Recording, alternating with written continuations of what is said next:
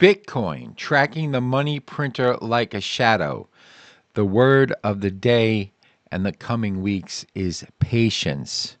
Because once liquidity hits this market, we're talking new all-time highs. Ethereum is launching today a game-changing upgrade that could send it rocking. You don't want to miss the setup. Welcome back, crypto crew. It's your boy Tom here, bringing you the hottest in Bitcoin and crypto action. If you're ready to dive into today's market analysis, make sure you hit the like, make sure you hit subscribe if you haven't already, and make sure you come on over and follow us on X, where we talk Bitcoin, crypto, all day, every day, 24 hours a day. That's all we think about on this channel. So let's kick things off. All right. Bitcoin just doesn't move randomly. All right. It follows global liquidity like a shadow. Now, we've been talking about this and we've been talking about it ad nauseum. But we just got to make sure you understand patience, patience, patience. Because when central banks expand money supply, Bitcoin reacts. And I'm going to be showing you something later on in the video that I think is really important. And we're going to bring up a chart on the Euro Bund. Okay. But anyway, Bitcoin reacts, but it doesn't react instantly to global liquidity. There's always a lag between the liquidity expansion and Bitcoin's next move. So once this current liquidity wave fully hits the market, brace yourself, because that's when Bitcoin's going to take off. So as most retail is getting lulled into sleep, not really paying attention because it's not making new headlines for new highs. We as traders, we're trying to get you to pay attention to the levels that we're going to be talking about. Let's look at the short term, okay? Short-term setup for Bitcoin. We talked about this yesterday. We had the resistance line that we had to break up through. I'm pleasantly pleased. Isn't that a double positive? Yeah. Well, anyway, I'm pleased that we did break this resistance line and we came up. Now, here's the thing with this whole picture right now on the 2-hour. There's a strong chance that we still get a pullback. And why am I saying that? Well, I want to show you something here. The CME market gap, all right, the CME market gap itself hasn't been fully filled on the downside. It hasn't fully been filled. It basically came. I'd love to see Bitcoin actually come down to 91,000. It would be wonderful if it did, because that would actually gain. That's where the market would actually gain more strength, so that when we go upwards, we can actually take out this liquidity that's sitting up here. That's that 3 billion worth of liquidity that I really want the marketplace to target and take out. It's the reason why I want it. It's like, because it's just going to be fireworks, man. It's going to be so cool to actually see it. So, I mean, I'm waiting for it to happen. I know it's going to happen. It's just a matter of what? The word of the day: patience, patience, patience, patience. All right. Now, also, I want to talk about this. There's always the rumor, all gaps are filled. Now, we filled the upper gap right here, which was really cool. We filled the upper gap, which is good. However, what that means is, since we filled the upper gap first, technically speaking, we could see, oops, we don't want that thing that big. Technically, we could see the retrace that we're talking about. Now, like I said, it would be really healthy for it to come back down to the 91,000 level. Now, there's the rumor all gaps are filled, right? That's not exactly true. And I'm going to give you an example. There's a gap that hasn't been filled since 1973 on the U.S. stock market. So people are still waiting for that gap to be filled. So not all gaps are filled, but it's really healthy for our marketplace to fill a gap. So that's really where the theory comes from, that, hey, all gaps are filled. It's not always the case. If a market truly is in a bull run and it gaps upward, it may not fill that gap. It may take years for it to fill the gap. So it's just something, I want to put out there. So I want to jump over to the daily charts if I can. Oh, actually, let me work with this, because this is basically going on to the same vein that I was talking about, where we could get the pullback.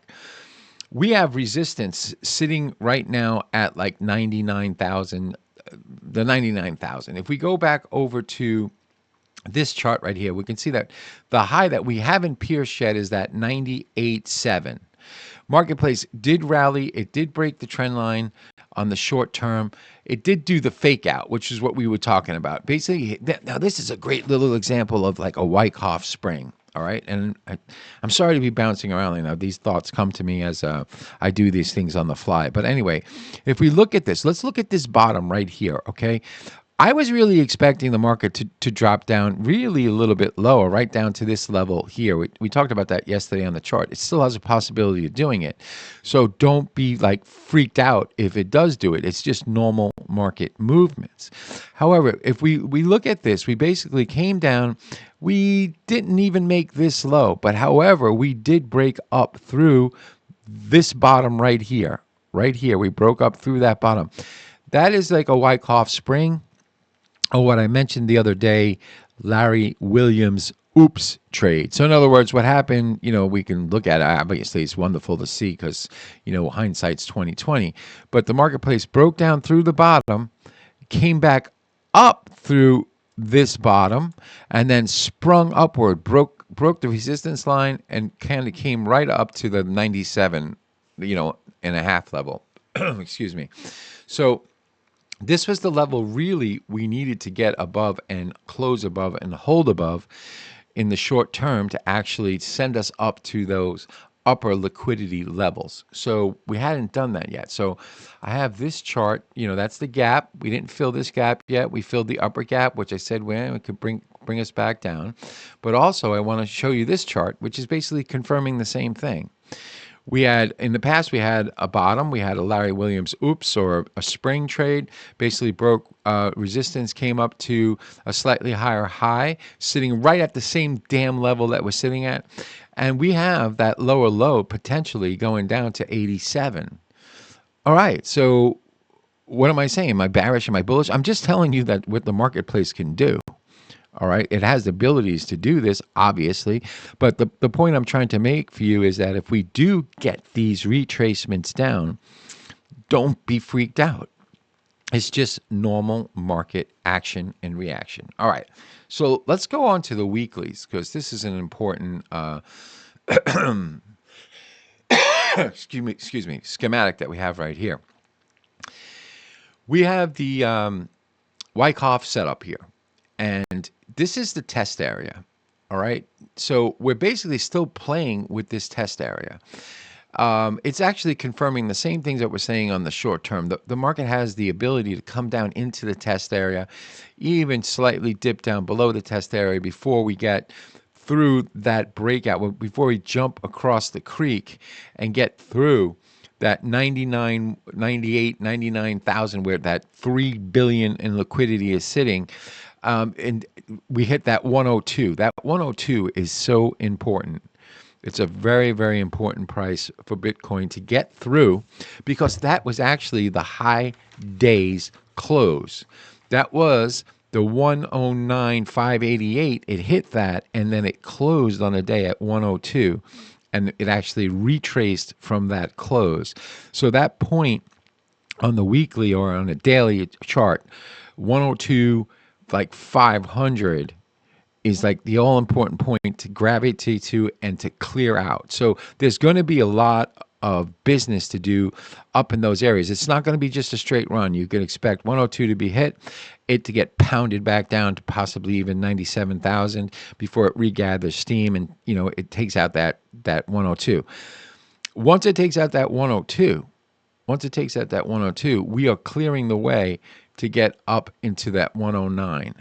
And there's going to be, of course, there's going to be some reaction and action. There's going to be a rally, natural reaction down, rally, natural reaction down. Maybe that 3-time touch before the breakout to all new time highs. So I'm giving you some stuff here that I don't know, I don't think you see on other channels, and I'm hoping that you like it. If you do like it, please leave a comment for me that you want me to keep on talking, or you just want me to get to the facts. It's up to you. I'm trying to do everything that I can do with you guys. All right, so Ethereum dropped that Petra upgrade, and it could be the spark that lights the fuse. It's going to raise volatility for sure. It raises validator stake limit to 2,048 Ethereum. It improves wallets like UX. It rolls into major scalability upgrades. So I want to show you the chart itself. All right, so Ethereum itself. This is not the chart that I want. I don't know what happened to it. It disappeared. I bet you my boy Frank is playing around with the he's playing around with the charts again. Gosh darn it, Frank. What are you doing, man? You messed up my Ethereum. Hang on, let me get over to it. Let me see if I could just find something here to get up an Ethereum chart. Actually, I'll just use this chart. Yeah, I want this one, but I want it. And it just shows you, like we are not like professionals when it comes to this stuff. We're just traders. All right, so just bear with me. Let's get some candles. All right, so what is this? This is a 3-day chart. I'll use it. I don't care. All right, so right now Ethereum is sitting right around what, 1830. All right, so really, in order for Ethereum to actually show that, and I'm hoping that this is the spark that lights the fuse that we're just talking about. What Ethereum needs to do, let me get my notes out over here. All right, we had a low of 1,385. Okay, where we said that this was like a consolidation triangle, right? So once we broke up, let me get this a little bit wider. Let me get this a little bit bigger. Let me get a trend line going. Let's go from this high right here. Let's cut across like that. So we had this consolidation triangle. And now we need to break out of this triangle. We're just slightly starting to break out of this triangle. Notice how it's starting to ride the resistance line now as potential support. Doesn't mean it can't fall back into the triangle. It's just this is a very good sign that in this area right here that we are starting to consolidate above the old resistance line right there. Okay, we're starting to consolidate. Now what it needs to do, I think that if you're trading short-term Ethereum, what I would be thinking is we already kind of broke a little bit out off of the low of 1,385, and it like 1,000, say 1,700 right now should be the support short-term for Ethereum, short-term trading. 1,700 should be the support. It needs to break up through 1,900, the $2,000 level that we talked about. All right, so it needs to break up through 1,900, 2,000. Once it does that, it's going to ride up to 3,000, and it's going to find some resistance up around 3,000. In my opinion, right here, it's going to find resistance. Frank's got us breaking up to like 2,500 before we get a retest. I wouldn't disagree with that. I wouldn't disagree with that at all. I just see it that, I think it's a little bit more of a rally, maybe to like 3,000, and then we get a retest and then a push. But once we clear that 4,000 level mark, we're talking about, Ethereum now racing up towards 6,000. So that's what I got going on in Ethereum. All right. So before we wrap up, crew, I want to make sure that you're very well aware of our crypto trading community. It's totally free to join. Just click this link. Click this link in the description. You'll be taken over to this page where you can sign up. It's totally free. We'll be dropping insane alpha and trading opportunities daily. Breakout setups to long-term gens. We got you covered. We'll be talking about Wyckoff. We'll be talking about Livermore, cylinders. We'll be talking about lots of different stuff there. You don't want to not be part of this group.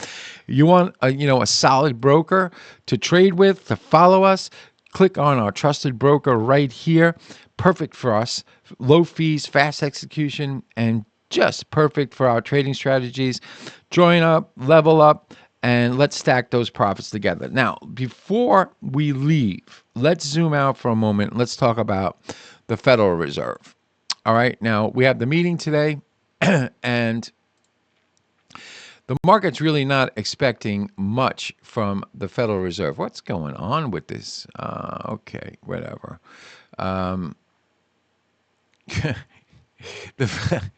Wow. Fed, what to know ahead of Fed interest rate? They're really not expecting much from the Fed today. So there's, the market doesn't really expect the Fed to cut rates, and it's just, I don't know. The Fed is just a totally political political thing that's happening right now. But as the Federal Reserve is holding, monetary policy kind of tight, the consensus is that they're going to keep rates steady.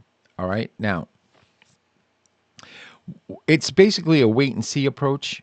And, if I go over to, I'm going to just take one of my charts here. I want to show you something here. I added something here that I want to show you right there. Eurobond. Okay. The Eurobond, and I want to go to like a 4-hour chart so you can just see it. All right. It's important. Okay.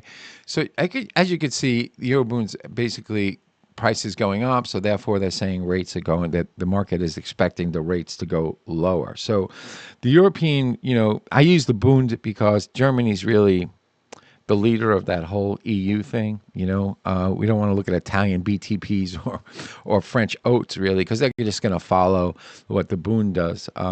So while the U.S. central bank is taking a wait and see approach, the Eurobond futures and broader European government bonds are indicating expectations of increased liquidity in the Eurozone. So analysts anticipate the Euro Central Bank, to implement rate cuts totaling around 50 basis points by the end of 2025. So they could do it in steps, but the divergence between the Fed's cautious stance and the ECB's potential easing could lead to shifts in global capital flows. Now, I want to just point out to one other thing that we got here where we talked about our Bitcoin bottom zone indicator, okay? We have not, of course, broken up through the 102 yet. But once we do, this could be the spark that, we had a 42% pump the last time. We're really expecting something like 60%, pump. So everything that we got going for us, Bitcoin is actually showing that, yes, it's in consolidation phase right now. Patience is key. Patience is key because, we're looking at that global liquidity. We know it's going to follow. So that's it for today, Crypto Crew. Hope you found this, really valuable. Smash the like button and subscribe. If you're new, hit the bell so you never miss a move. Drop your Bitcoin and Ethereum targets in a comment. I want to hear what you're seeing on the charts. And remember, always, always do your own research. Okay? Trade with your head, not over it. And if you're a short-term trader, enjoy the party, but dance near the door. Cheers.